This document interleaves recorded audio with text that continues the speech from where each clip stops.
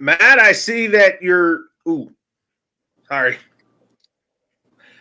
Here we go. We're live. So, Matt, I tell you, sorry we're dealing with a little technical difficulties, but I could tell you're settled into your new place here. Yep. I am officially a resident of Point Pleasant Beach, New Jersey, Monmouth County. I love you, but it was time for a change.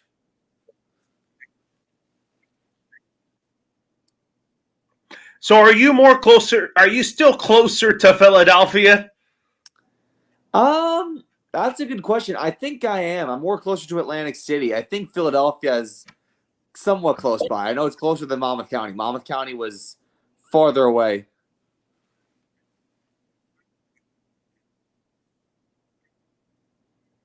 All right. So first off, before we get into our Week 3 picks, we got to lead off the NFL segment with the Carolina Panthers. And Bryce Young is benched after 2 games. There was not really a long leash for Dave Canales to give Bryce Young that big of a leash here. But at the same time, the Panthers are going to go with Andy Dalton to start against the Raiders. And I'm like, the 36-year-old Andy Dalton, are you kidding me? Is he still the Red Rifle? Does he still have that golden arm that he had in Cincinnati? I'm like, he's only a good backup at this point, but maybe Andy Dalton could teach Bryce Young something about winning football games. But this just tells me that the environment in Charlotte and at Carolina and for the Panthers, it's very toxic right now in Charlotte. And we talked off air that to go to Panther home games at Bank of America Stadium, it is $15 for everybody now. And I'm like, everybody could buy that for cheap. But I feel like that's what Panther fans get for having a competent owner in Dave Tepper who really doesn't like to sell out tickets. And Dave Tepper is very, very impatient when it comes to his approach and his competency. And I'm like, that's not a place you want to work at. Where do I begin with this place? Where do I begin with Carolina? I mean, you touched a lot of the points. So ticket prices are dropping like crazy. You've touched on Dave Tepper being toxic towards coaches. You've talked about just the fans' brutal experience watching the Carolina Panthers. And then to touch on Bryce Young for a second. I know Bryce Young is in year 2 of his career, but if I were Bryce Young, I'd get the hell out of there because you're not going to get better there. You're not going to have the supporting cast around you there. If anything, you could go to a better NFC team like maybe Seattle or the Giants where you have at least some chance to grow and the coaching is better. And I know Dave Canales is in game 2, but you got to understand when the owner doesn't believe in you anymore and the coach doesn't believe in you, you're done. And this isn't to say that Bryce Young is a total bust because we've seen draft picks like Baker Mayfield, for instance, shine in other environments. But for Bryce Young, he needs a total reset. And I can tell you this, Charlotte is not the place to be. Yeah, Charlotte is not really the place to be. But are you saying that with the ticket prices going to Panther home games being down to $15 to $5 a seat, is it just because it's because of the Dave Tepper effect? I mean, you could say it's the Dave Tepper effect. I mean, listen, I can get a pie of pizza for $15. It's just become one of those things where it's like what's going on behind closed doors is translating to fans. It really is, and that's not a good sign. And if I were Dave Tepper, if this continues, I'd think about selling the team. But this is what you get when you have a fanboy owner who's so passionate about winning, but nothing fundamental about his approach. Look what's happened in Carolina these past few seasons since Ron Rivera left. He did not give Matt Rule a long leeway. And then last year, Frank Reich came in. I thought he was going to turn around that culture and that franchise and to make Bryce Young elite. that went south. And the Titan game, if you talk about that last year, Dave Tepper yelled the F-bomb right outside the locker room after that game. And then he threw a bottle into the stands after losing to a Trevor Lawrence-less Jacksonville Jaguars. I mean, like you said, like everything that they could have done has gone wrong. And I don't know where the Panthers go from here. And I think if this continues, these antics and this incompetent play and the poor draft picks, I think at some point Dave Tepper's got to say, you know what? I'm going to step aside and let someone else, a competent owner, buy the team. The Panthers haven't had a good owner since Mr. Jerry Richardson, because Jerry Richardson really cared about the Panthers. He really cared about winning. He guided the Panthers to 2 Super Bowls, and Mr. Richardson was a class man. Yeah, 100%. Like Dave Tepper is just the complete opposite of what Jerry Richardson was. And I bet you that there are probably some wealthy businessmen in Carolina who are probably thinking, I could run this team better than this guy. But to buy the team is just going to be a completely... I'm wondering how much the Panthers are going to put up for auction for the organization. Because, like, I think Carolina Panther fans want him out. And I think Absolutely. Yeah. Everybody, if you're in Charlotte and if you're a Carolina Panther fan in the Charlotte area, I tell you, Panther fans are pretty fed up with Mr. Tepper because I don't think they like him. I felt bad for Frank Reich for working with the guy like Dave Tepper, and I'm like, Frank Reich having this bad of a season last year was not totally on him. I don't blame anything on him. It's the roster that he was given, which was bad. And then what gets even worse is the fact that the Panthers did actually make an effort to improve their roster. They brought in Dave Cannell as the offensive coordinator for the Buccaneers, who's the new head coach, and the offense is even worse now than it was last year. So the Panthers can't win with what they're trying to do. They can't win. Yeah, they just got their butts handed to them by the Jim Harbaugh Chargers, which we expected. And then I have a feeling Antonio Pierce and the Raiders, which we'll talk to in a minute, I think the Raiders are going to stomp on them with Minshew putting on a magic show against them. I'll tell you what, the Raiders better win that game by double digits. If they don't win that game by double digits, there's a problem. But I will say this, the Panthers just show lack of fight. They show lack of passion. They show lack of effort. They show lack of anything, lack of experience. There's a lack of toughness in this Panthers organization. They improved on the roster this offseason. They got Deontay Johnson to be Bryce Young's number 1 receiver. Chuba Hubbard has become a very good running back for their team, and he's going to be a big part of their run game. I don't think they have an offensive line. I mean, they suffered a big blow to their defensive front by losing Derek Brown, and they basically need everything. I'll say it this way. If there's a wrestling reference, they tapped out, pretty much. They tapped out. They look bad on the field, and they don't look like they're going to get better. Yeah. What were your thoughts on Adam Thielen's comment on Bryce Young? He said that it's not a Bryce Young problem. Adam Thielen said it's a whole offensive problem. He's kind of right.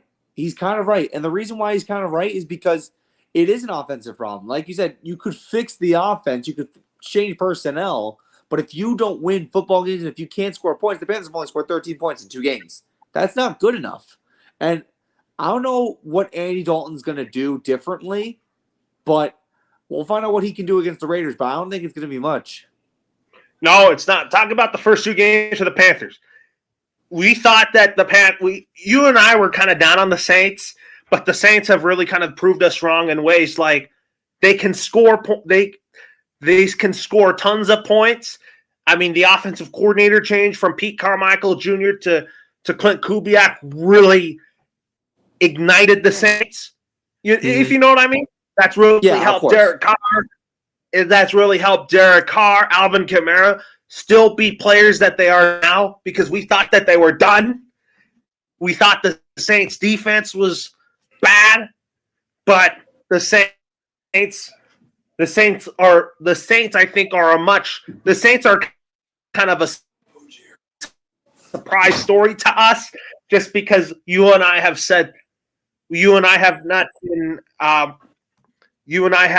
been down on the Saints this year. Falcons, they got lucky against the Philadelphia Eagles, and then the Tampa Bay Buccaneers haven't lost a step since Tom Brady retired with Baker Mayfield. Yeah, we really need to get into our picks, but to wrap this whole thing up, I can basically say that the Carolina Panthers need a culture change. And to get a culture change, you need to oust Dave Tepper out. I don't know how they're going to do it. There should be an auction in Charlotte, North Carolina, and there should be a bidding war between these billionaires in the Charlotte metro area because this is a joke. It is a total joke. We have a game to talk about with the Panthers where they take on Raiders and the Raiders should trounce on them. But we got to talk about our week 2 recap game is when we'll start with the Giants and Commanders. I know you told me a couple days ago that you were not too happy with the New York Giants' performance against Jaden Daniels and the Commanders. Jaden Daniels left the game briefly with a rib injury, and then he came back in and he orchestrated a game-winning drive for Austin Seibert to kick that game-winning field goal.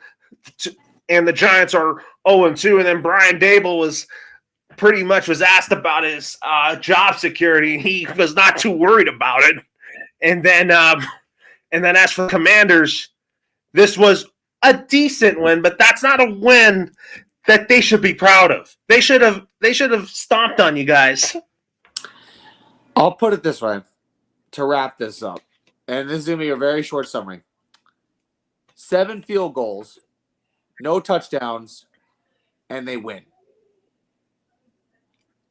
Who, the Commanders? And also, Graham Gano was hurt, and the Giants basically said, oh, we don't need a kicker. We'll just go for 2-point conversions every time. And look at what that did to them. They couldn't score a 2-point conversion if their life depended on it. It was horrible. I mean, that's the Giants right here. I mean, yeah, I know you're not too pleased about, Daniel Jones as your quarterback. I'm at a point where I'm like, you know what? He's done in Big Blue because he was brought in to succeed Eli Manning at quarterback, and all he has done is be a turnover machine and throw pick sixes. That's what he is. Listen, 2022, I don't know how he did it, but he's broken beyond repair. And this is the reason why you don't give Daniel Jones that kind of contract. You should have given it to Saquon. Look how Saquon's doing in Philadelphia. This has been a disaster.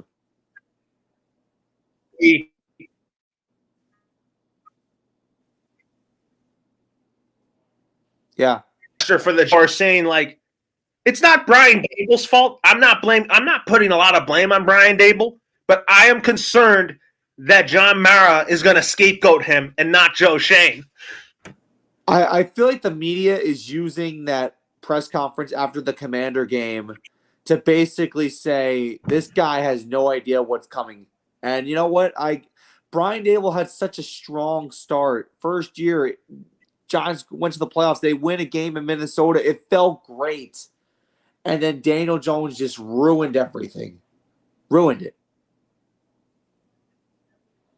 He did.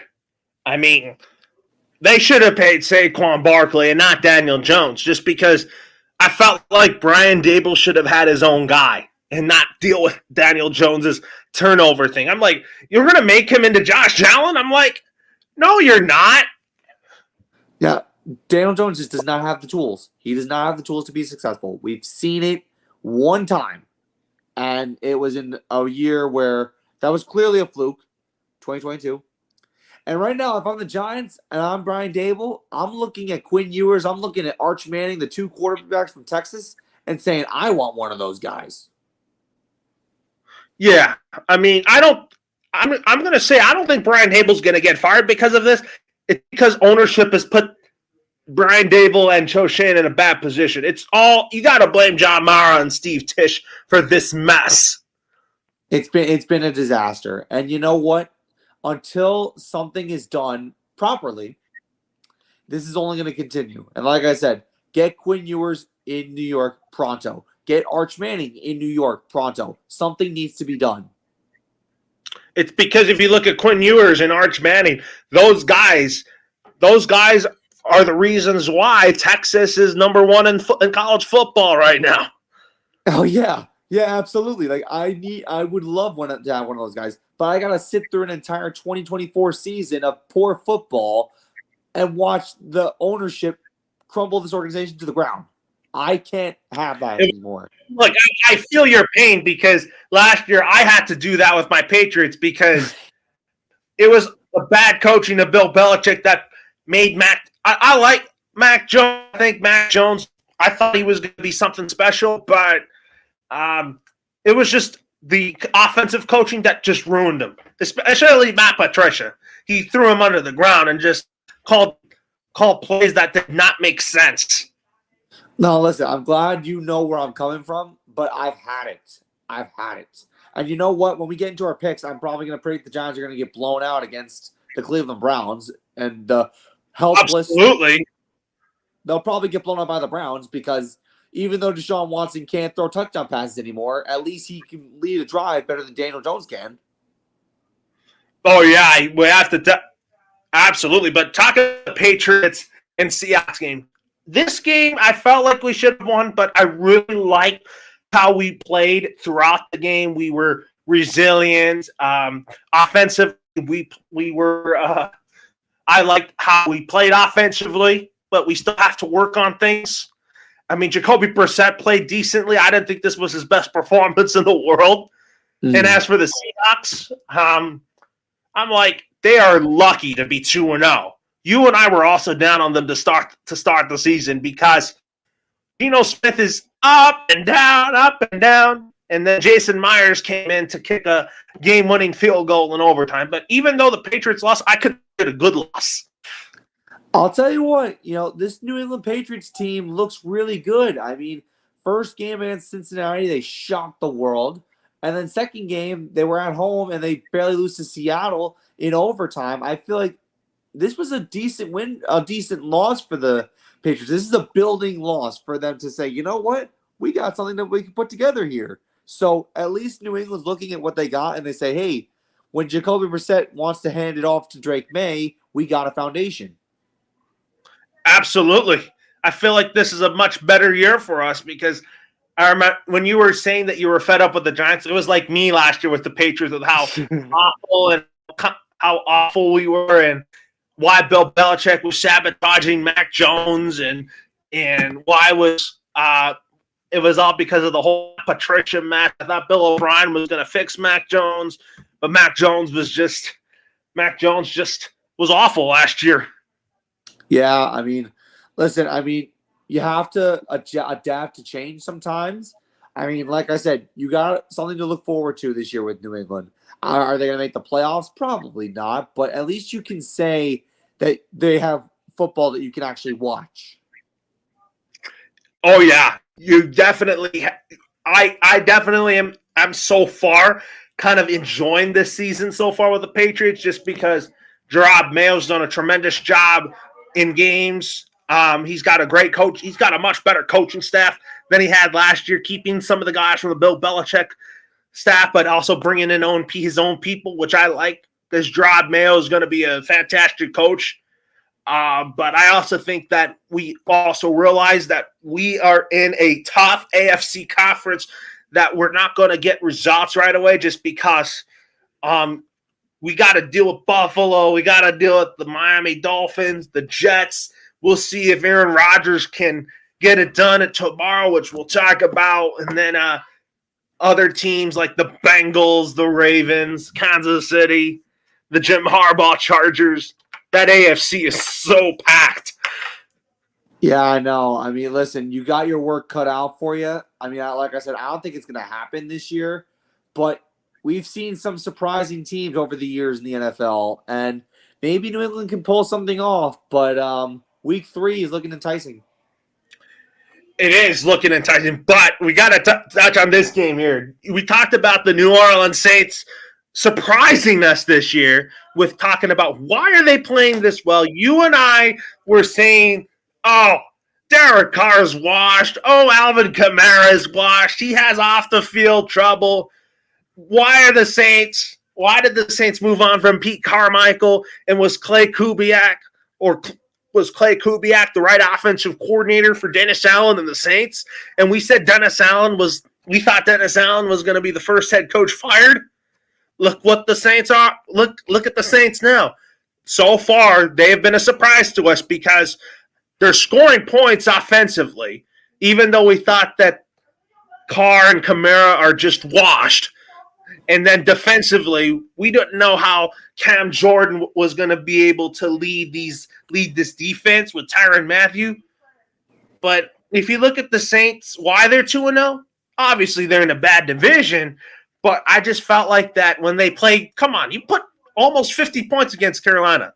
That's not something you're going to – I don't like to embarrass a team like that. The Saints shouldn't be one just because they played a team that was just pretty easy.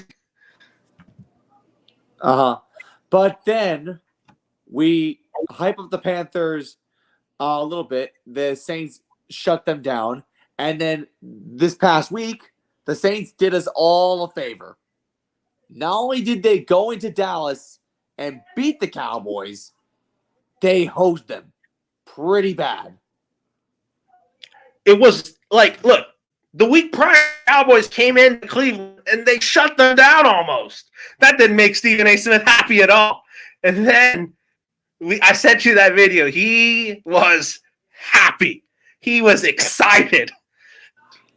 Oh my God! No, it was something to see. Like I said, Christmas came early for him that week. But like I said, I did not expect Derek Carr to look that efficient against a tough Cowboy defense. He's looking really good. I think Clay Kubiak, son of Gary Kubiak, former NFL head coach, I think it's worked out really well for him. I think the main thing the Saints got to work on is just staying consistent, because 47 and 44 points respectively, that's 91 points in 2 games. That's crazy. But again, I think maybe a new offense, better Derek Carr. I mean, maybe you play to Derek Carr's strengths, and that's what it's been like for Derek Carr. The Cowboys, I don't know where they go from here. They got fleeced at home. At home. And if you looked at that game, I saw before the game at AT&T Stadium, fans would run into the stadium being all excited, getting ready to see their Cowboys win and go crazy. They went from that to leaving the stadium early. Depressed. They were absolutely depressed. And I don't know if the Saints can continue this. I mean, for all the life of me, I think the Saints are a surprise so far this year. I think Derek Carr, if he continues, also because they fired Pete Carmichael, the offensive coordinator, who was from Sean Payton. They didn't think that this was the right offense for Derek Carr to go under. With Clay Kubiak, the new offensive coordinator, I felt like what saved Dennis Allen's job in New Orleans is hiring Clay Kubiak. And I think the main thing is the Saints can put points up on the board now.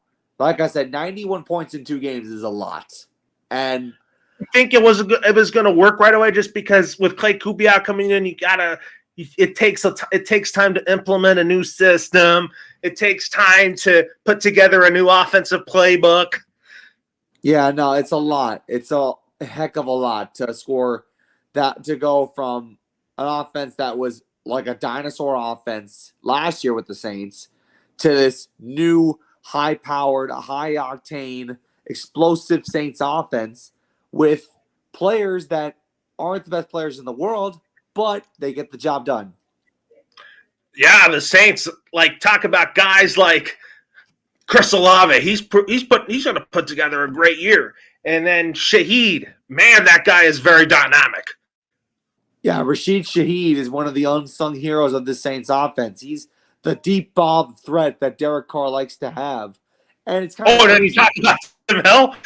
Taysom Hill, I mean, he's an emergency quarterback, but he can play some tight end. I mean, you got a lot of versatile, high-profile athletes on this squad. And then Alvin Kamara is still turning the page back. He's still scoring 4 touchdowns a game, which is impressive. Oh, yeah. We thought Alvin Kamara was word out. He was going to request a trade.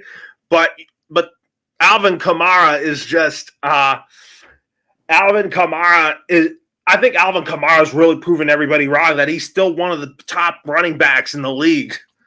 Yeah, I know. But I will say this. They're going to be in for a prove-it game this week when they take on the Eagles. Oh, we'll have to save our pick there for a little bit. But we got to talk about Thursday Night Football.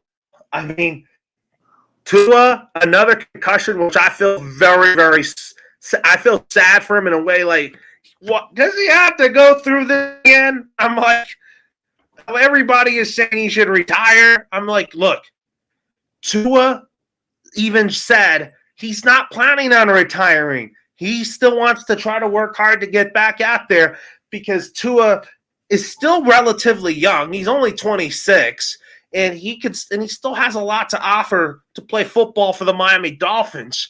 I'm like, and then it's going to be Skylar Thompson's team for at least 4 to 6 weeks. First off, I got to say, I feel horrible for Tua. This is his 4th concussion in 2 years. The only thing I can say with Tua is that I want this young man to just live his life. I don't really care if he plays football ever again. I think he might have a shot, but I care about his quality of life. Football should not be the most important thing. I think you've said this before after the DeMar Hamlin incident. Sometimes we love sports, but sometimes you just got to take a tiny, tiny step back and just realize that life is the most important thing. I think Tua should realize that when factoring in his decision on whether or not he wants to retire. I think he's going to play next year. I think maybe this year's a wash. But I think with Tua, I just want the guy to live his life to the fullest. I think that's the most important thing. Yeah, he's got kids. He's got a wife that he wants to be there for, which I could totally understand that. But the guy's 26. The guy can really recover these things pretty quickly. But the Dolphins put him on injured reserve just to be safe. But I'm pretty confident in Skylar Thompson because first year in the system, it wasn't that good for him. But I feel like if he gets the ball to Tyreek Hill, Jalen Waddle, OBJ, and Devon Achane, I still think the Dolphins are a pretty competitive football team. I think that's the blessing in disguise for Skylar Thompson. Is the fact that the pieces around him are fantastic. But he's definitely not Tua Tagovailoa. Oh, no, he's not. We'll have to see who will come into Seattle for week 3 for that contest. And then Sunday Night Football. I'm trying to think who played last. Who played? Texans and Bears. Texans and Bears. That was one of the best Sunday night games I've ever watched. Caleb Williams got hit a lot, but I felt like the Bears' offensive line is still needs to find its footing. But Matt, your wish on the Houston Texans is so far coming true with why they picked up where they left off towards late last year. Like, we saw this Texans team last year. They started out slow, and then in the second half, they got hot at the right time, and they won the AFC South where no one thought they would. And now the Houston Texans are more than just an AFC South contender. Yeah, they're an AFC championship contender. I mean, you look at the way this Texans offense has been over the first 2 weeks. Nico Collins has been the number one threat for C.J. Stroud. Stephon Diggs is still getting his fair share of catches. Tank Dell is explosive on all fronts. The defense has gotten better. I really want to see where this team can go. And it's amazing how fun they are to watch. I agree with what you said. Caleb Williams got hit a lot, but as the first pick in the draft and as a young QB, you got to take a little bit of a pounding before you can excel. So I think that Caleb Williams can maybe learn from this loss to the Texans, but man, this Texans team is so good. Offensively, they're good. I'm still not really a fan of them defensively because I don't really think they have a lot of depth on that side of the ball, except for guys like Will Anderson Jr. and Derek Stingley Jr. Those are your two best players. But I just feel like why the Texans are this good right now, it's the coaching with DeMeco Ryans. DeMeco Ryans has made an imprint on the Houston Texans since returning to that organization as the head coach. He came in knowing that they've been through some bad times and turmoil and dysfunction, and he's brought the team together. He's brought the city together, and I think NRG Stadium is going to be rocking again. It was rocking on Sunday night, and I think there's going to be a lot of memorable moments coming for NRG Stadium. I think that the Texans, like I said, are going to be one of the future threats of the AFC.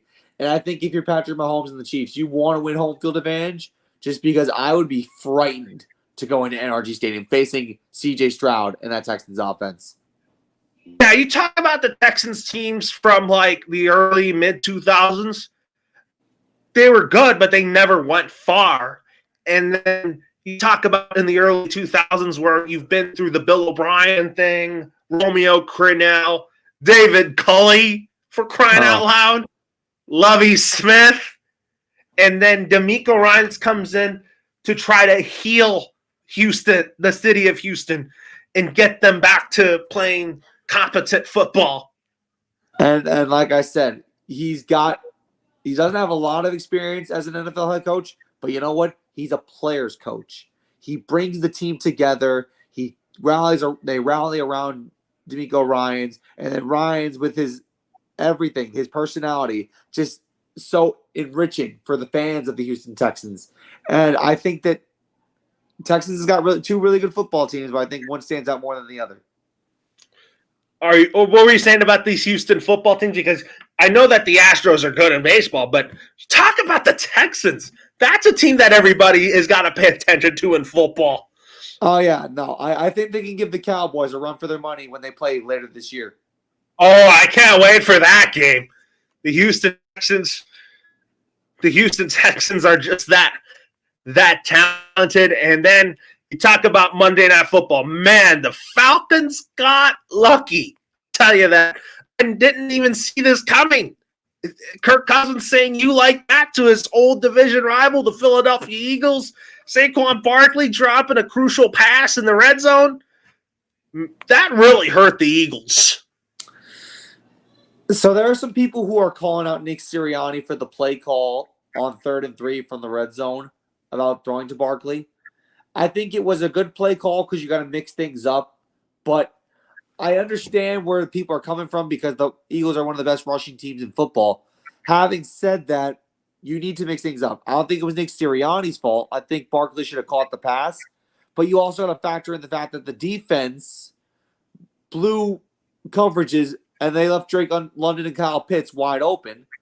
So this is a total team failure. But the one thing I will say about this game, and I think it's very, very fulfilling to say, Kirk Cousins finally wins on Monday Night Football. It was at the Eagles' expense, but he finally wins on Monday nights.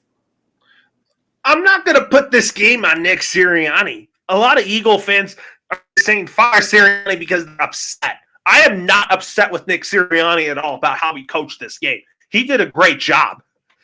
He did a good job. I think, like I said, Barkley should have caught the pass. And I feel like, maybe not going for it on 4th and 3 also hurt them. I get kicking the field goal because then you force the Falcons to want to score a touchdown, which they did.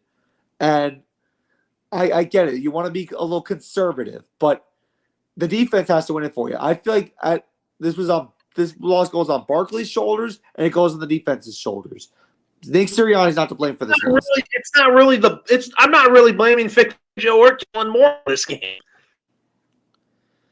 Yeah, I mean, listen, there are plays that should have been made. The Eagles had a lot of opportunities to win this game. They had a Barkley touchdown that got called back last night. So they had their opportunities to blow out the Falcons, and they didn't do it. Well, it's early in the year. I mean, I'm not hitting the panic button on the Philadelphia Eagles because I saw that they were like 2-9 in their last 11 games, and I'm like, I don't care about that record anymore. It's the past. Yeah, I mean, it's all about this year. This year is what matters more than anything else. Because last year, there were Eagle fans that wanted Nick Sirianni. And I'm like, I like Nick Sirianni. I have no problem with him. He's a great coach. He does a great job with Jalen Hurts. He does a great job running this offense. But I just feel like Eagle fans just need to tone it down with what you want when it comes to firing Nick Sirianni. Yeah, but try telling an Eagle fan that in person. They're not going to care. I mean, Eagle fans are really cruel to their coaches. And I think that when it comes to the city of Philadelphia, the city of brotherly love, they want championships more than anything. And they do. Passionate fan base. They like to climb up street poles. They like to break cars. That's them if their Eagles win championships. But I don't really like how they say fire Sirianni or throw popcorn at him. No, listen, Eagle fans are cruel. And I think that they need to grow some patience, which is hard for them. And they got to realize there's a lot more season to go. A lot of good things can happen. A lot of bad things can happen. But like I said, the Eagles have a more positive outlook on this season than negative. So Eagles should really take this loss and say, you know what? We're better than this. Let's go. Oh, yeah. You're absolutely right about that. But there's another shocking loss in week two that I wasn't too happy with. How come the Jaguars lost to the Browns 18-13 when the Jags had a chance to get in front in the last seconds of the fourth quarter? I'm like, Trevor Lawrence should have – I felt like Trevor Lawrence didn't play that great, but I'm like, Deshaun Watson didn't even play that great either. I guess they're trying to find a formula in Cleveland. I think that formula is play good defense and manage the game and run the football down your throats. I mean, listen, the Cleveland Browns, they need a quarterback in the worst way because I don't think $230 million guarantee is not going to really do you any good. And Deshaun Watson is just broken. He's broken, unfortunately. He's not coming back from this. No, he's not. As for the Jaguars, starting not 0-2, that's the game they should have won. No excuses. Yeah, I think they took the Browns for granted, and they paid for it. Yeah, I've talked to you many times about why I think the Jags are going to be a much better team this year than they were last year, because I feel like Trevor Lawrence is 100% healthy. Even though you lost Calvin Ridley, I still like the weapons around him, like ETN, ETN, Gabe Davis, Christian Kirk, Evan Ingram, your boy from the New York Giants. That offense is very talented. It's the defense could do a little better, though. It really could do better. I mean, listen, this Jaguars team has a lot to offer, but they didn't execute against Miami late in the game. They didn't execute in this Browns game. They have a lot that they need to think about, and they need to take a good look in the mirror because there really isn't a lot to look at and be proud about right now. And right now, if you're the Houston Texans, you're looking at the AFC South and saying, wow, this could be a cakewalk if Jacksonville doesn't wake up because the Texans are 2-0 and everyone else is 0-2. Well, if you look at the Jaguars, their schedule to start the year, it's tough. They got to go to Buffalo.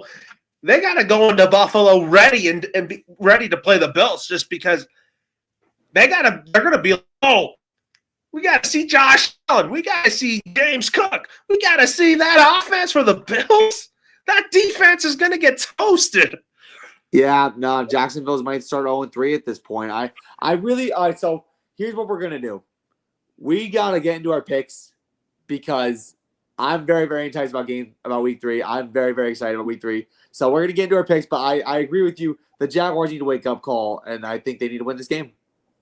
Well, we start Thursday Night Football here.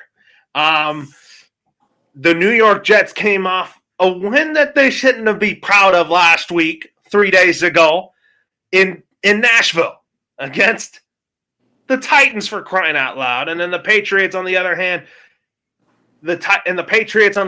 Matt, yeah, they came off a quality loss against the Seattle Seahawks. I mean, the Jets, we don't know. The Jets did okay. I'm not going to say they played great last week against the Tennessee Titans, but the Patriots are starting to show life here. But in this game, people are going to be like, Aaron Rodgers is going to toast the New England Patriots defense, but Rob Mayo doesn't care. I'm picking the Patriots in this game to upset Aaron Rodgers and the Jets in the Jets home opener because I just think the Jets think that if you're playing a team that's under 500 or right at 500, they think it's an easy one, but really it's not. For me, this was a tough one. I'm going to take the Jets on this one. I think they found their offensive continuity late against Tennessee, although I am going to say if you're a betting man, I wouldn't take the Jets to cover the spread. I think New England's going to put up a fight because their defense has really improved from last year to this year. I'm going to take the Jets to win, but I think by a very, very, very slim margin, probably 3 points. Yes, it's probably going to be one of those games that's going to be close. And the Jets, they have a lot of pressure on them this year just because, they have a lot of pressure this year just because, is Robert Saleh safe or not safe? That's kind of the thing that's stuck in their heads right now. Yeah, listen, the expectations are high, and there's a lot of people's jobs are on the line as well. So the Jets need to win. They need to at least make the playoffs to end their drought. I think that's the most important thing. And then if they do well in the playoffs, then we can talk about Super Bowl. But they're not even close to there yet. No, we're not even there yet when it comes to the Jets. If the Jets win this game tomorrow, Aaron Rodgers, hand off the ball to Breece Hall. Breece Hall's going to run on the defense's throats. Garrett Wilson, you got to give him the ball. Yeah, it's going to be a really simple game plan that the Jets are going to do offensively. But if they can enhance their offensive game plan against this New England defense, we'll see. Well, the New York Giants are not at MetLife Stadium. They are flying to the great north of Ohio, right in the Great Lakes, to play the Cleveland Browns. And we both said Deshaun Watson can't throw a single touchdown pass just because we know that his shoulder is hurt. That's not an excuse anymore. He's gotta come in and just manage a game.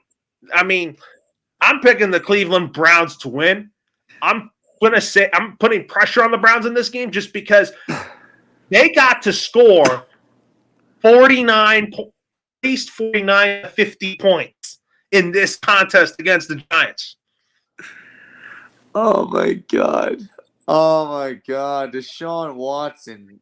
You better win against Deshaun Watson, or Browns defense, you better get to Daniel Jones. It's going to be one of either one. If the Browns defense can keep Daniel Jones and that terrible Giants offense grounded, they're not going to stand a chance. I got the Browns in this one easily.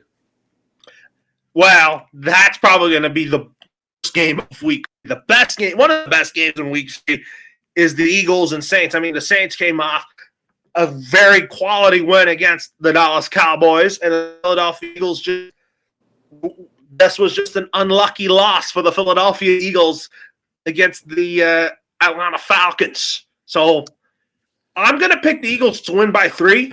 It's not going to be like the Saints blowing them out. I just think both teams are going to play great offensively, but I just think the Philadelphia are going to get themselves back on track.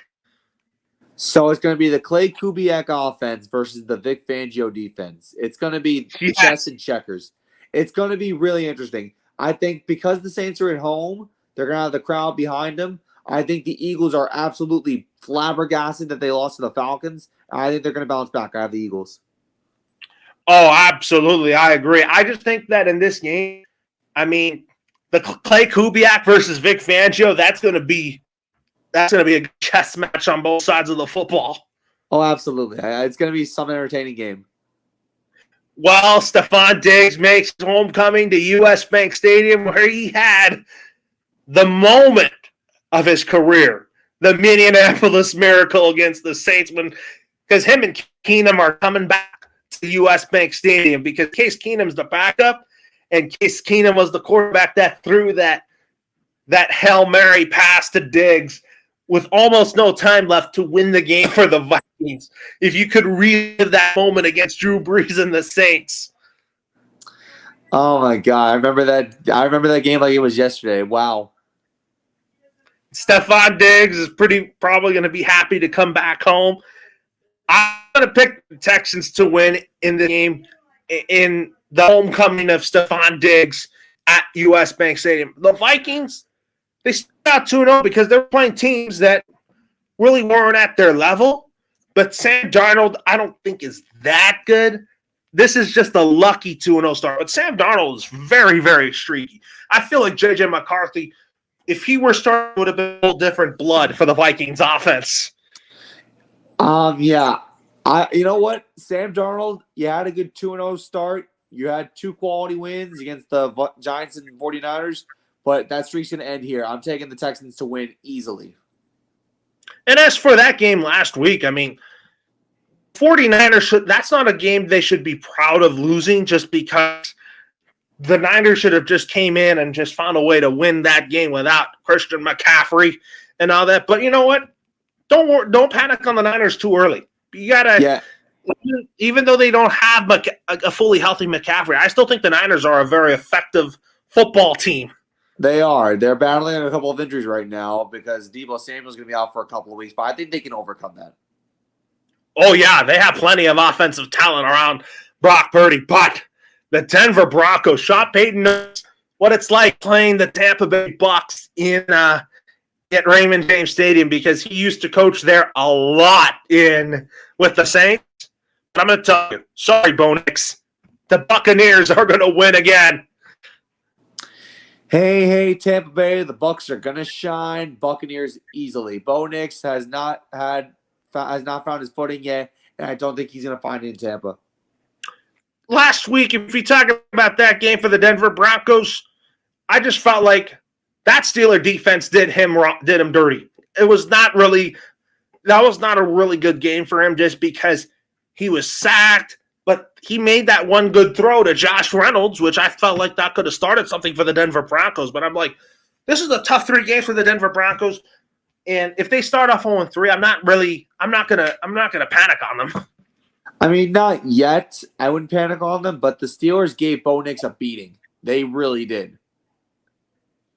And we will see what Tampa's defense is all about because what if they don't have Vita Vea? Vita Vea that guy is so important to that Bucs defense. Yeah, that's a big loss for their defensive front if he doesn't go, and I feel like maybe that could help Bo Nix's confidence a little bit, but I still feel like Tampa's got this one in the bag.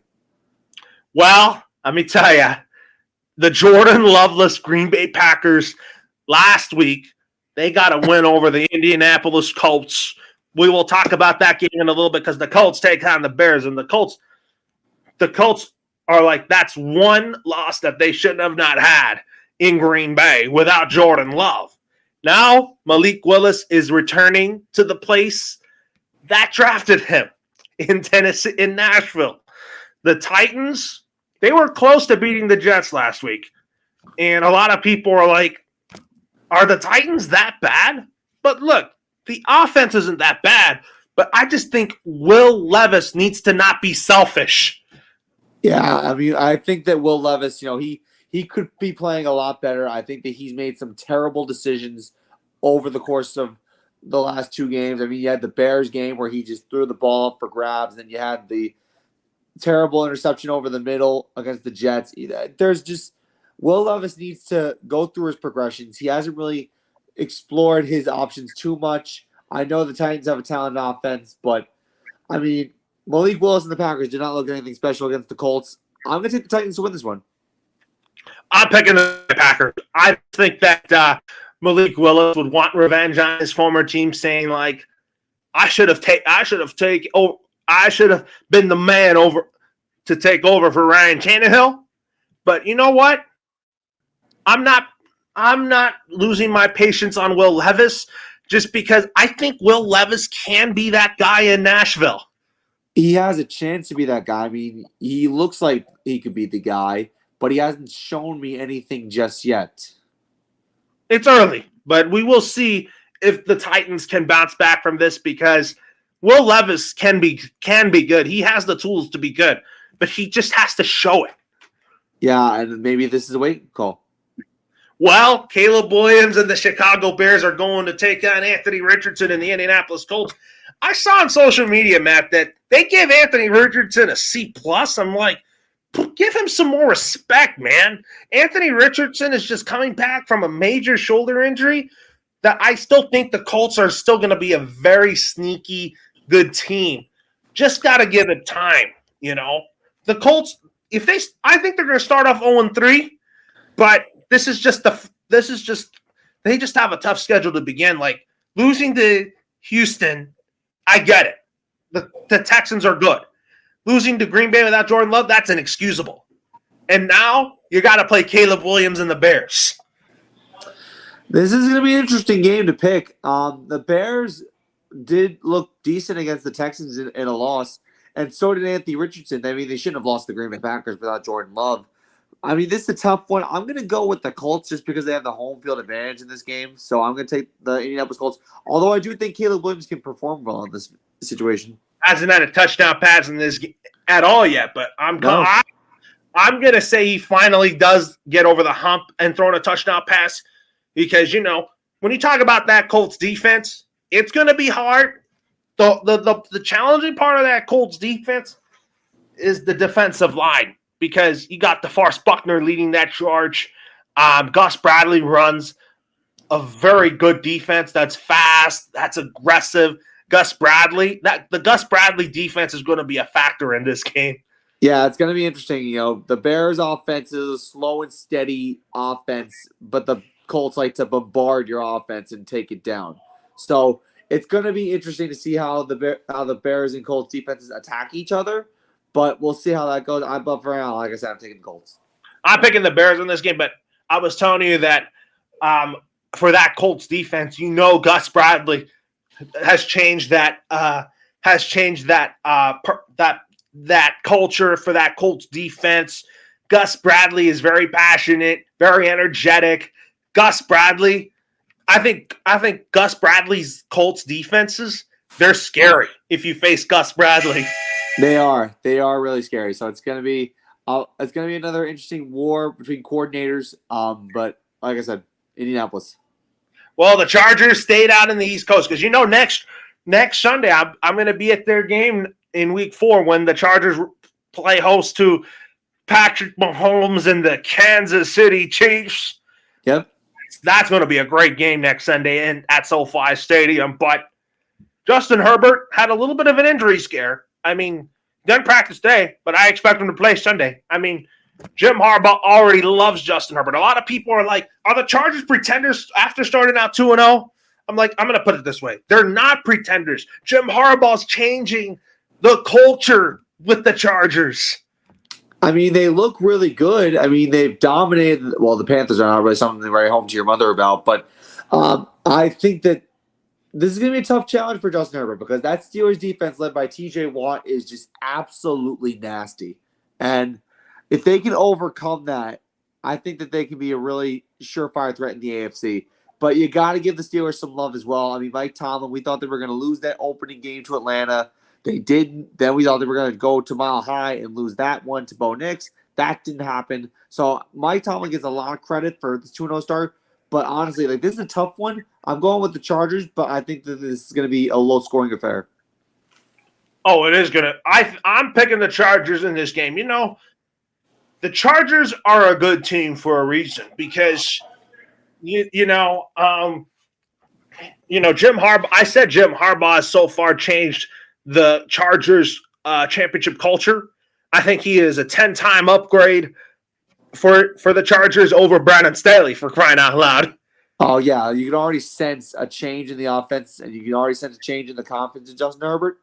I think that this is going to be a challenge for him Week 3 against a bull rush up, against a storm of defenders in the Steelers defense. But I think the Chargers can overcome it. Oh, yeah. I mean, the Chargers needed a big-time head coach because they're in LA. They've always gone for these unproven head coaches that haven't had the experience. But Jim Harbaugh has raised tickets to LA. The standard has improved. The standard has improved. Well, Two-less Dolphins are going into the 12. They're taking on the Seahawks. And you know the weather over there in Seattle in September is not that. It's not that cold. It's sunny, but it gets very overcast there in that area because the Dolphins don't normally play well in the cold temperatures. But I'm taking the Dolphins in this game. I have faith in Skylar Thompson to step up into his absence. I want to get the ball to Tyreek Hill, Jalen Waddle, OBJ, hand the ball off to Mostert and H-Han because I don't really a fan of Seattle defense, but if the Seahawks win this game, it's because of if Geno Smith gets the ball to his guys in Njigba, Lockett, and Metcalf, and if Kenneth Walker plays. All right. Well, Kenneth Walker did not practice today, but I think he'll practice tomorrow and Friday.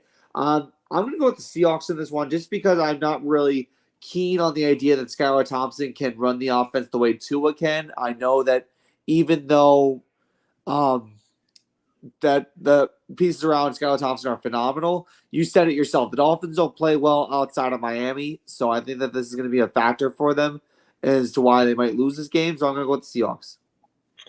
Yeah, they could lose this game or they might not. That's why I still think the Dolphins, even though Tua is out for a little while, I'm still have belief that the Miami Dolphins can win this game, can win games without Tua, because I think the Dolphins are a playoff team. I think they're a playoff team as well. I just think that first game without Tua this season is going to be a little difficult. Oh, yeah, because it's on the road, and the Dolphins don't normally play well on the road when it's outside your division. I mean, the Bills is a different story. They don't play well against Buffalo at all. Oh, yeah. Yeah, that's a different story. But then you got also factor in this is a West Coast game for them. That's also tough. It is. It's tough because of the travel and all that. But speaking of the West Coast, Andy Dalton and the Carolina Panthers, I can't believe I'm saying this, going up against Gardner Minshew and the Las Vegas Raiders. I mean, talk about the Raiders last week. Were they supposed to beat the Ravens last week? No. I'm telling you, the Raiders got lucky, and I'm like, why did the Ravens and Lamar Jackson fall to Antonio Pierce and the Raiders? That's bad for the Ravens. Bad luck all around for Baltimore. But this Raiders-Panthers game, like I said before, if the Raiders don't beat the Panthers by double digits, there's a problem. But I'm going with the Raiders. I think they're going to easily win this one. They got the home crowd with them. The Panthers are starting Andy Dalton. I don't know how good Andy Dalton's going to be in this offense. But again, I mean, the Raiders, they beat the Ravens, so they shouldn't have a hard time beating Carolina. Well, the Ravens play the Cowboys, so I feel like this is going to be a good time for the Ravens to get back on track. I mean, that's a team no one should panic on because I think the Baltimore Ravens are a fantastic football team. John Harbaugh is a great coach. Lamar Jackson is an MVP caliber quarterback. But you know what? Even though that they're 0-2, the Ravens, I think, the Ravens can still win the division. I'm not really throwing their season away. I want Stephen A. Smith to laugh again. Give me the Baltimore Ravens. Well, we'll save that pick for when we get to that game. Sorry. So, anyways, before we get this pick between the Rams and the Niners, because Kyle Shanahan obviously has Sean McVay's number, and he's always been Kyle Shanahan, I think, has always been the big brother to Sean McVay, as you know, and I know that. Yep. As for the Rams, I felt like this was a game that was very uncharacteristic by them, losing to the Arizona Cardinals with Marvin Harrison Jr., Kyler Murray. Cooper Kupp's going to be out for a long time, along with Puka Nacua. The Rams' defense is not the same as it was a year ago with Aaron Donald. And for the Niners, they're also shorthanded too. I'm picking the Niners in this game. I just think the Rams, they're going to have a hard time with that Niners defense. I just feel like the defense of the Rams is probably going to have a long day. I think the Rams are really crippled right now with injuries. You know, you're not going to have Puka Nacua. You're not going to have Cooper Kupp. Matthew Stafford looks like a deer in the headlights without those two guys, and I think the Niners defense are going to get to him. I'm taking the Niners. Oh, yeah. And you still got Kyron Williams, though. Kyron Williams has become one of their best running backs, but he can only do so much. Yeah, the running game can only get you so far. Like I said, if you don't have explosive passing attack, you're done. You're done, especially against San Francisco. Yeah, that's not a game for the Rams here. But you know what? When they get Nacua and Kupp back later in the season, I still see the Rams making a legit run. Yeah, I mean, they got to suffer the dog days for the next several weeks, but they'll bounce back. Well, the Arizona Cardinals and the Detroit Lions. I mean, we talked about Jonathan Gannon being like Dan Campbell.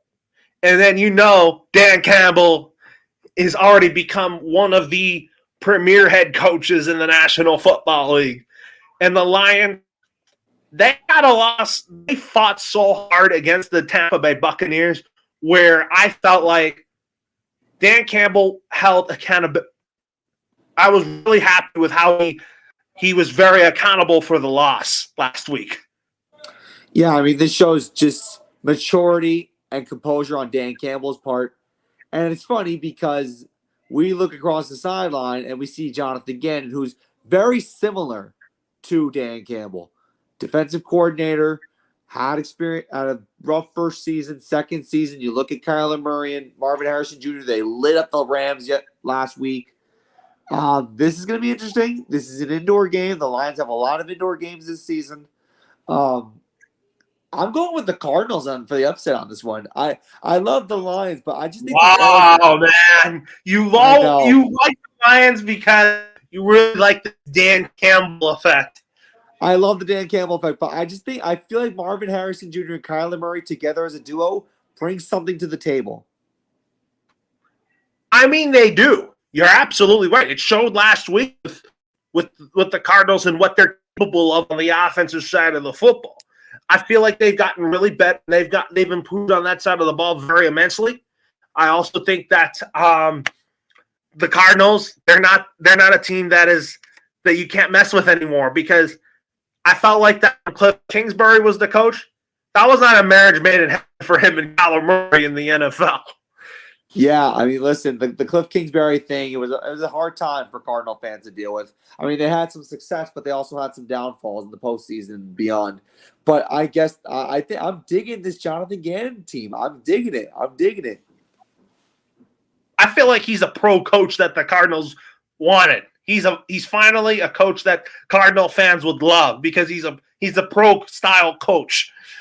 Yeah, he's got something to him. And if you talk about the Cardinals, even though their defense is not there yet, I feel like Jonathan Gannon can really make that unit very spectacular. Yeah, there's definitely improvements that need to be made, but I think they can overcome that.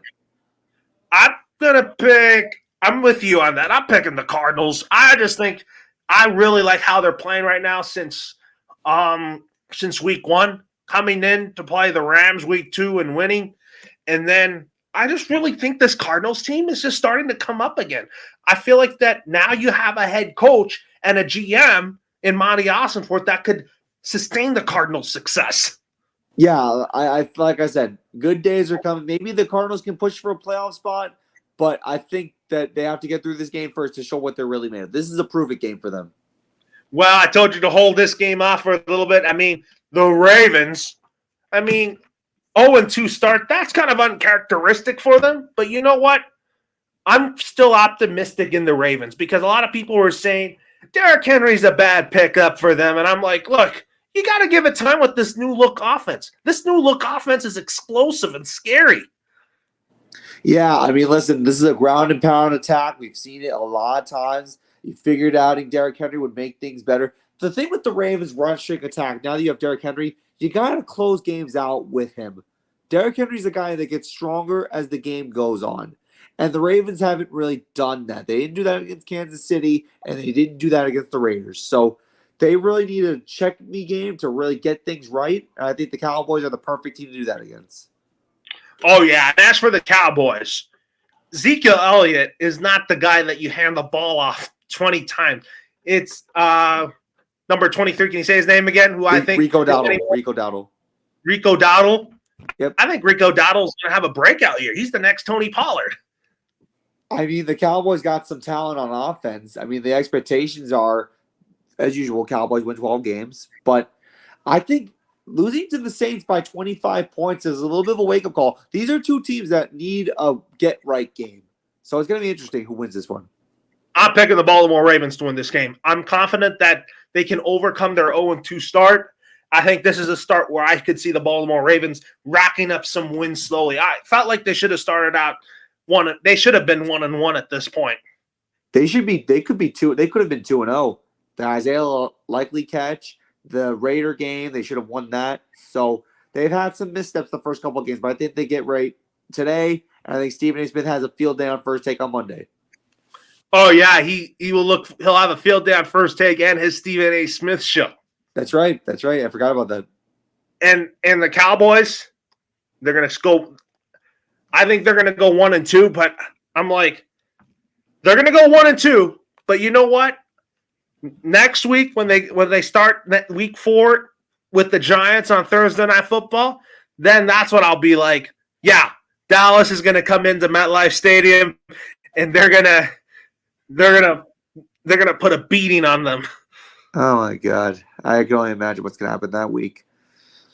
Okay. Because the Cowboys go there next week in week 4. But Sunday Night Football, I mean, the Falcons and the Chiefs. With this win for the Falcons got lucky to win this game. But you know what? Kirk Cousins is not the most perfect quarterback because, Michael Penix Jr. is the future for the Atlanta Falcons. I think. Yeah, I mean, this is a bridge gap. Yeah. For the Falcons, I really think their offense has a lot of flashes with Drake London. Drake London is starting to get the ball more, which I like. And then Bijan Robinson, that guy can run all over you. And then Kyle Pitts is starting to unleash you a little bit, which I like. It's because they have a quarterback that finally is a pocket passer. Yeah, and I think Kirk Cousins has wanted to find a team that, besides Minnesota, could take him in under his wing and do well. And this Falcons personnel is perfect for him. So, again, I think that this Falcon team, they really got lucky beating the Eagles in Philadelphia. I mean, God, kudos to them. But coming at home, facing the Chiefs, the defending Super Bowl champions, the back-to-back Super Bowl champions, who got lucky twice, by the way. Oh, yeah, we got to talk about that game. I mean, I felt like Joe Burrow last week. He played phenomenally well against the Chiefs. But the Bengals defense let him down again. Yeah, that pass interference call on the rookie corner that was regarding Rashee Rice was what did them in. And I think the Bengals are probably looking at that game and they're saying, we gotta get ourselves right. The Chiefs should not have won that game had it been for the penalty. And they shouldn't have won the Isaiah Likely no-catch game. Look at the internet after that game. The internet was breaking with referee things like, the refs won the game for the Chiefs. They're favoring. They always favor the Chiefs in penalties. Yeah, and I don't like the way Patrick Mahomes is taking this like the villain of the league and basically saying, yeah, we got everything going our way. But you know what? This Chiefs team has the right to say what they say because they win games. They win games. They do win games, but, the internet goes crazy when it comes to – they always make – whatchamacallit, they make photoshops of Patrick Mahomes exchanging jerseys with the refs. Oh, my goodness gracious. And I'm like, why do you always blame the refs for every time the Chiefs win? Their wins are always on the refs. Yeah. Hey, listen, I'll tell you this. I think that this is going to be a game where Taylor Swift is probably going to be in attendance because it's in Atlanta, Georgia. And Oh, yeah. And her boyfriend will be there playing, of course. And, of course. I think the Swifties are going to be proud of this one. I think I'm going to take the Chiefs to win this one. Oh, yeah.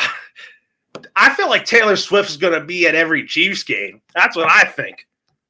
I mean, I know she's not going to perform at the Super Bowl halftime show, but she'll probably be at the Super Bowl if the Chiefs make it. Oh yeah, because I'm going to see the Chiefs in person next week, and you know what I'm going to expect? Taylor Swift is going to be in LA to watch the Chiefs play the Chargers. You should find her and take a picture with her. It depends on what time I get there. She normally she goes under, where the locker rooms are. She goes there first, and then she takes the elevator up to the suite. So that's why I won't find her there. I hope I do, but I highly doubt it. But there's 2 Monday night games I'm pretty excited about. I mean, I want to watch the Commanders and Bengals more over the Jags and Bills because I feel like I like Joe Burrow and Jaden Daniels. I think Jaden Daniels kind of had a decent game, but you know what? As weeks go on, Jaden Daniels is going to show he's the real deal in the nation's capital. I mean, the one thing the Commanders have to clean up is their red zone offense. They've had several red zone shots in the foot where they could have scored touchdowns, but they had to settle for field goals. They won the game against the Giants, but I feel like once they clean up the red zone errors, I think they're going to be a really good team inside the 20-yard line. As for the Bengals, they need to win a game badly because they got hosed, well, however you want to call it, against the Chiefs, and then they got beaten by the Patriots fair and square. So they need a pick-me-up win so bad, and you would think the Commanders are the perfect team for it, but I'm not sure. I think this Commanders team they're rejuvenated now. They believe in themselves. Well, here's the thing with the Bengals. They're not a good September team because I still have concerns with the Bengals. First of all, their offensive line is garbage. They don't know how to protect Joe Burrow. That's my first concern on the Bengals. Right. My second concern is the defense. Yeah, that's bad. Their defense is atrocious, except for Nina Kimes' boy Trey Hendrickson. Yeah, no, it's been embarrassing to watch this Bengals team have a phenomenal offense and not get the breaks that they need on the defensive side of the ball, and to have Joe Burrow take as many hits as he has been. It's been brutal to watch. But again, and I feel like the Jamar Chase thing really kind of is stuck on their heads. But I'll tell you right now, I think Jamar Chase is eventually going to get that contract extension from the Bengals. I just don't see why the Bengals will let him walk. Yeah, you saw what he was able to do against the Chiefs last week, and you're saying to yourself, how did he not get paid yet? So the Bengals are going to lock him up. I guarantee you he will sometime this week. But as far as the game goes, I'm taking the Bengals. I'm picking the Bengals too, but are you saying that in the future you still think Jamar Chase is going to get an extension with the Bengals then? Because I just don't see there's no way the Bengals are going to keep T. Higgins. Yeah, no, listen, it's a tough situation for the Bengals right now. I mean, they got a guy who wants to get paid and should get paid, but has not gotten paid yet. And then you got another guy who's not going to be sticking around too much longer, and he hasn't even gotten on the field yet this year. So the Bengals are in a tough situation, but I think they bounce back from this, and we got one more game before we call it. Let's do it. Well, I mean, the Jaguars are 0-2, which they shouldn't be in an 0-2 hole against the Buffalo Bills. Part of me thinks the Bills are going to win, but part of me thinks Jacksonville can come into Orchard Park and get this win. I'm going to pick the Jags to win this game. I really think they need a win in the worst possible way because I think that you really got to find a way to get to 500 if you're at this point. The Jags have a tough schedule to start the year, and next week they got to play the Houston Texans. That's a game I'm excited to talk to you about next week, the Jags and the Texans. Well, first off, the Jags got to get a win this week to feel confident going against the Texans. That's the number one. Number two, this is in Orchard Park. Buffalo plays really well there. Josh Allen has been like Superman the first 2 games. He's just been unreal.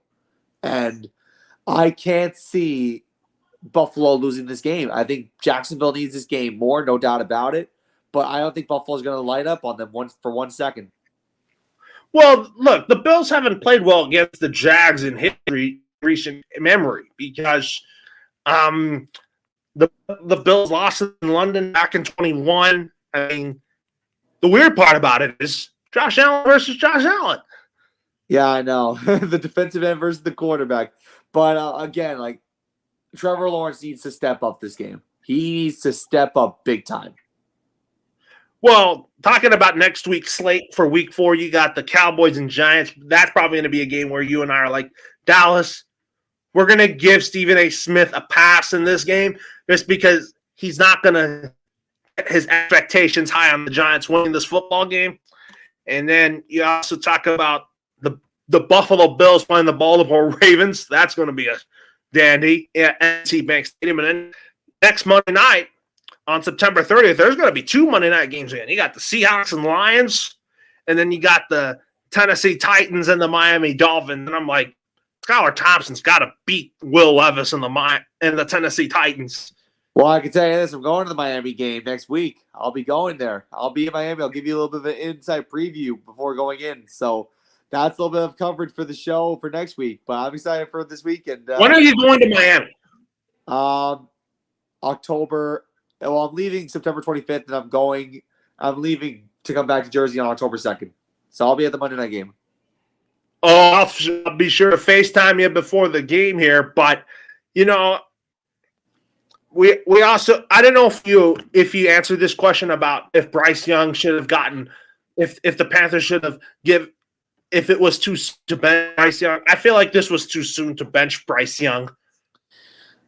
I think maybe it was a little bit too soon and a little bit harsh to bench Bryce Young at this point. But I think Dave Canales wanted a spark, and you saw what happened the first 2 games. It wasn't good, and you probably need a spark. I think, me personally, if I'm going to answer this question, I would say Bryce Young got benched a little bit too early, but he probably would have been benched a couple weeks later. Yeah, I just felt like, it wasn't really whatchamacallit. It wasn't really really that character. It wasn't really that bad in what people think. But I was telling you my Madden League, the Carolina Panthers are on the verge of going 0-18. Oh my God. Let's hope they don't do that in real life. I have a feeling it's gonna happen. We'll see. Anyways, on to baseball for a little bit here. I mean, right now the Dodgers are up 8-3 over the Miami Marlins. And this weekend I'll be at the game. I'll be at the game Saturday to see them play the Colorado Rockies. And I could see Shohei Ohtani. There's a good chance I could see him hit 50-50 over the weekend at one of the games I'm at. Oh, that's amazing. Yeah, you go to a lot of games. Yes. I love Dodgers. I love going to games. It's so much fun for me. It's like you going to Yankee games. I mean, the Yankees could clinch a playoff berth, and can you kind of tell me,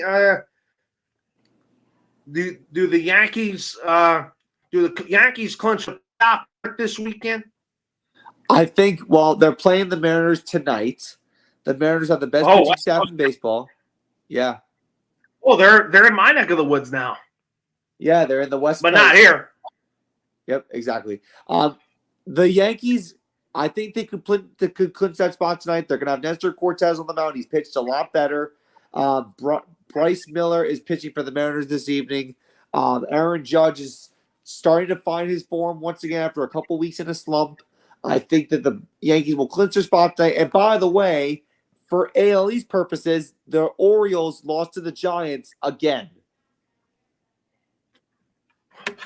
If I were the Orioles, I would say to myself, why would you lose to the Giants? That's a game you should win easily and put runs up against them. Yeah, and what this does, by the way, to your point, the Orioles have lost 9 of their last 12 games. They're trying to make the playoffs, and they've lost 9 of their last 12 games. So the Orioles I think the Orioles are going to make the playoffs. But we'll see if they can win the division. Yeah, right now they're in a tough battle right now. They're 4.5 games back following this loss. And before we actually go, let us actually look at the playoff scenarios that you saw. I read on your story, so I'm going to find it for a second. You put on your story, if I can find it. Hold on a second. Let me find it. According to this, The Yankees can clinch a playoff berth with a win. Hold on a second. Got it. Yankees can clinch with a win. Phillies can clinch with a win or versus the Brewers, or Braves and Mets loss. The Guardians can clinch with a win and a Twins and Tigers loss, and the Mariners loss as well. And the Dodgers can clinch with a win and a Marlins loss, and a win against With the a win Marlins, over and then Miami, the Braves and the Mets have to lose. yeah, basically. So I'm not sure if they're playing right now. I mean, the Mets have been playing good baseball as of late. And then the Braves, they've been kind of streaky. But you know what? If the Braves don't make the playoffs this year, I'm not going to be mad at them at all. No, I'll blame you one bit. So the Braves have actually beaten the Reds 7-1 the final. And then the Mets, top of the eighth inning, are up 9-0 on the Nationals. That's not a surprise to me, just because, look, the Reds are bad. The Nationals are just not there yet. Those are wins both teams should have. Yeah, so what this is actually interesting for is that you got to actually look at the wild card situation right now. The Mets actually have the second wild card right now because they have the same record as the Diamondbacks, and the Diamondbacks don't have the tiebreaker versus the Mets. So this could get interesting, Loro. We got 2 weeks left.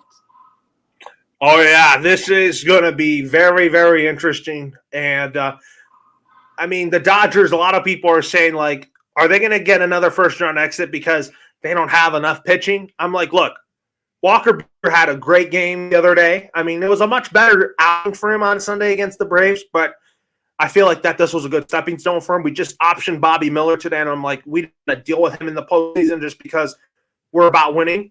Landon Mack, who's auditioning for one of those rotation spots, he had a pretty decent game today, but you're going to go into the – and then, look, you're going to get Clayton Kershaw back by the time the playoffs start, which is good for the Dodgers. Yeah, it's a positive. And also, I just got to keep people understand Ohtani's going for that 50-50.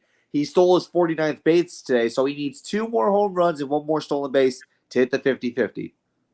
Well, and then you talk about next year. Like, the Dodgers pitch is going to be a lot better next year because Ohtani's going to come back as being a two-way player. There's a lot of – Dave Roberts said he's not ruling out Ohtani pitching this postseason. I'm like, if I'm kind of iffy on it.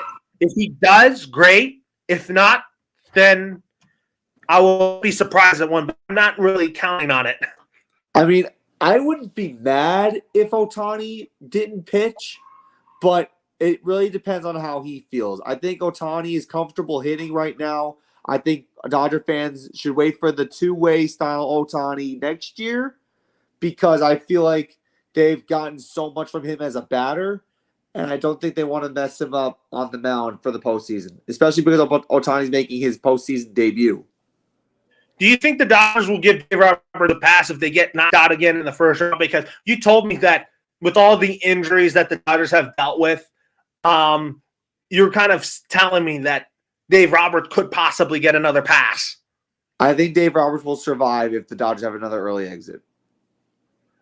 Because, the reason why I asked that is because you're so harsh on Aaron Boone, and you want him gone the most possible way.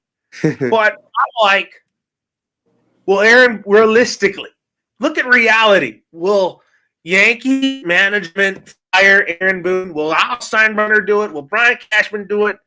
My answer is no. I'm going with you, man. I'm going right with you. I know you want him fired, but I just don't think it's going to happen. Yeah, it's not going to happen. They got to be patient first. Let's see if Aaron Boone can win that World Series, and then we'll talk. That's why a lot. I know you want him gone. I don't think he's going to be gone.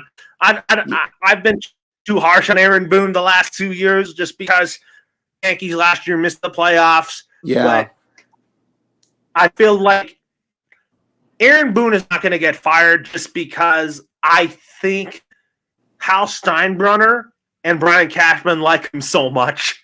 Yeah, I know. I mean, listen. I mean, you're Aaron Boone's in a good situation right now. I mean, the Juan Soto thing has worked out wonders for him.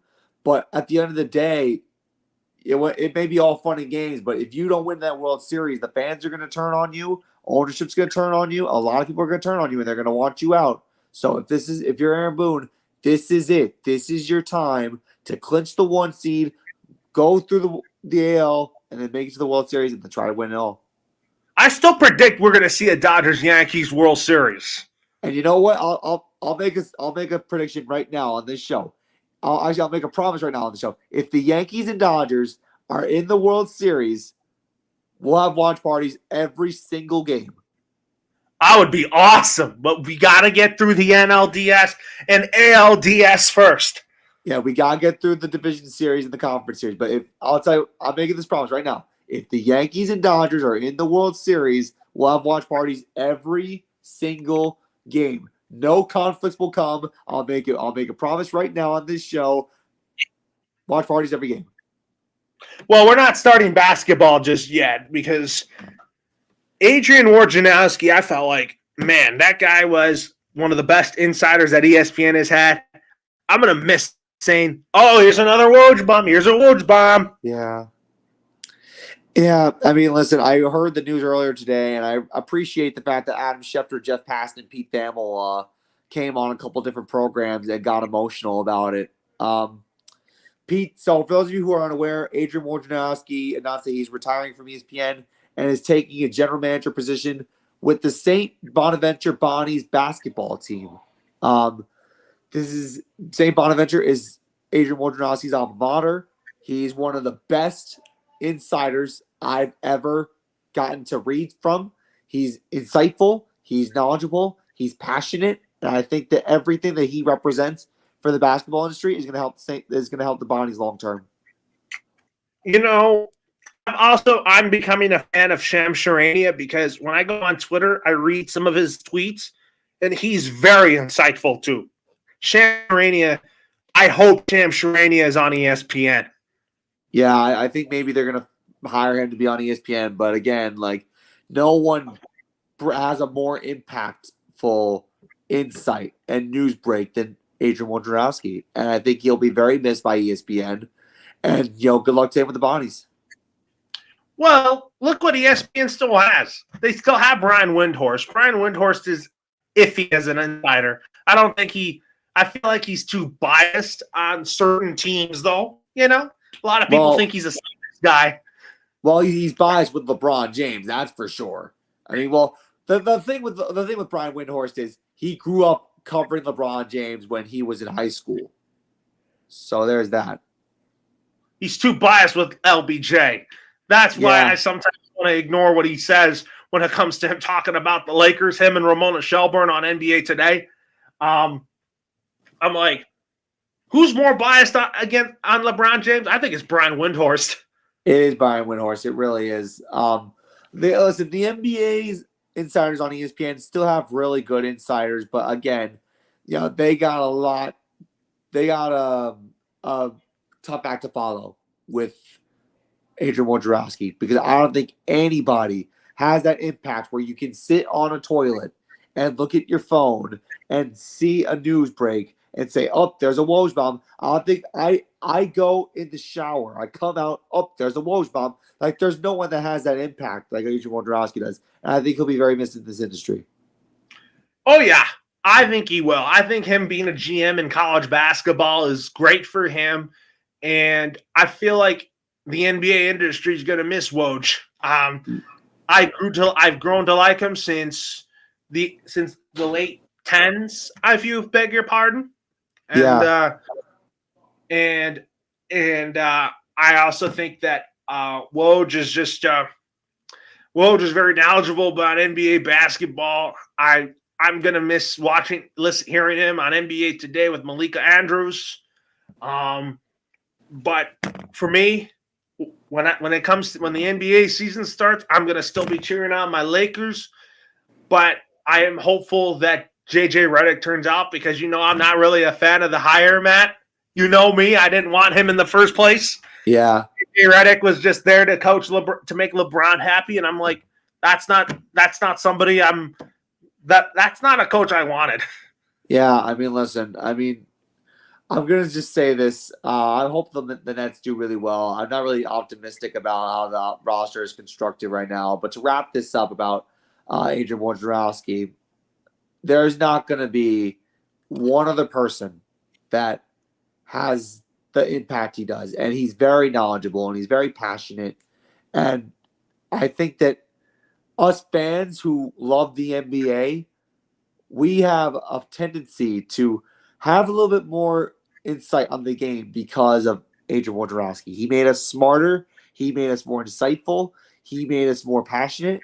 And seeing him on NBA Today is like one of the biggest things that I think he could take. And I appreciate the picture that him and Adam Schefter were with together at a basketball game. I forget what game that was, but Adrian Wojnarowski is one of a kind, and there will never be another one like him. Oh, sorry, this is last minute. We got to throw in some college football talk because last week was a pretty good slate of games. But there's a lot of good games to look forward to this week. I mean, Tennessee and Oklahoma should be good. Texas, we talked about Texas on the show. Texas is a surprise number one, though. Yeah, they are surprise number one, but I mean, I think the big thing with them is that they have good quarterback play. Arch Manning played phenomenally well his first we game don't as have a starter. with Quinn Ewers, though. Yeah, Quinn Ewers is going to be a top pick in the NFL. He got hurt.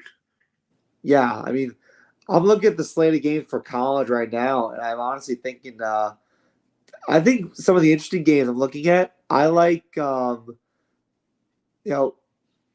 some good ones there. I mean, Texas LA Monroe is not going to be a good one. You got Tennessee, Oklahoma, SEC battle now. You got teams like Michigan and USC. That's a good one. Michigan, USC sounds good. That one I would watch because even when Jim Harbaugh left Michigan, I really like Sherrone Moore. I think Sherrone Moore he's going to do a phenomenal job at Michigan. I really like his style. I think he's like Dan Campbell of college football. Yeah, I mean, listen, I think Sherrone Moore's got to prove himself. I mean, obviously he didn't do well as in the Texas game because Texas just beat Michigan to a pulp in the Big House. But I think that Michigan has a lot to grow from. I think that there's a lot of really exciting things that Sherrone Moore brings to the table with his personality as a coach. And I think that long term they'll be successful. Oh, yeah. And then I'm not sure when the Red River rivalry game is going to happen because Texas and Oklahoma, man, that is going to be a day. It is. And to answer your question, Texas, Oklahoma is going to happen on October 12th. Oh, that's a game I would want to watch badly because both teams, two teams in the SEC, because I'm an SEC guy in college football. Yep. That's going to be fun. But talk about my Alabama Crimson Tide. I mean, they have not taken a step back. I really am liking what Kalen DeBoer is doing. I think he's no Nick Saban, but I feel like he's made this team faster and physical on the offensive side of the football. I mean, they've been really, really good on both sides. I think that offensively, I think Jalen Milroe has had a really good start to the year. I think long term, Bama's going to have a tough challenge because the SEC has gotten more stacked. You add Texas and Oklahoma in there, but I think Bama is more intelligent with Caleb DeBoer. I think Nick Saban has a lot of fundamental aspects. Georgia's the team to beat in the SEC. I mean, Georgia. I feel like Georgia is probably going to go on a revenge tour after what happened last year. Well, we'll see what happens, but I think college football with this new realignment should be interesting. Anyways, Matt, for our next show, when do you leave for Miami? September 25th. Let's do the show next Tuesday on the 24th so that we can do it before you get on the airplane. Sounds good. Anyways, let me call you so that we can talk about the time for that show next week. Yeah, we'll call tomorrow. All right. Have a good night. Good night, everybody.